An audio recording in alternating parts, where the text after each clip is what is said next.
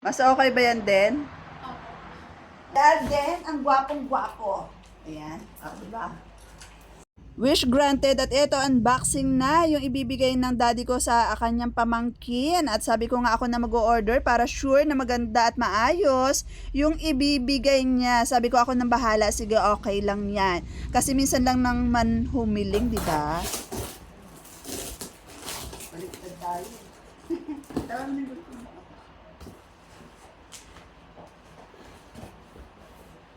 Kaya mo?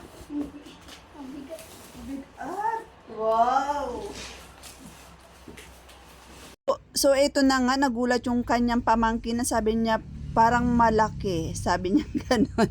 Sabi ko, masyado ba malaki? Okay lang yan, kasi para pag lumaki ka, hindi mo na kailangan bumili ng mas malaki. Kasi kung maliit, di ba, baka mamaya isang taon or ilang months lang, papalitan mo na, sayang naman. Ayan, itatayo na nga natin yung hawakan niya para matry na kung gaano ba katibay at kaganda. Syempre, may handbrake to guys. Kaya maganda to para sa inyong mga kids. At maganda to libangan, lalo na sa mga malalapit, sa mga magagandang palaruan. O, diba? Ma, gulat ka Kaya ha. happy mo yan pag matulog ka. Doon ka na matulog sa bahay. Sabi nga, try mo nga.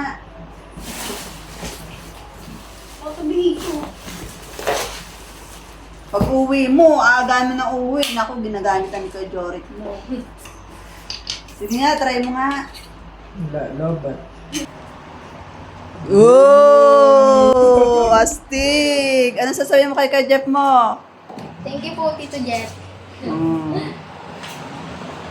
Grabe, ang ganda niya nung na-assemble na siya at naayos na. Kaya sulit na sulit, guys, para sa inyong mga anak. Ano to? Yung pang Oh, merong yung electric. May electric kasi. Kaya ka ako parang walang bukol dito na lalagyan. Picturean kita din. Yan, ano Kay Tito Jeff. Thank you po, Tito Jeff. Love you. Masaya ka naman. Opo. Diba? Mas okay yung malaki. Diba? tatlo kayo may ganda. Pababain mo muna. Diba Yan na, i-box mo na din.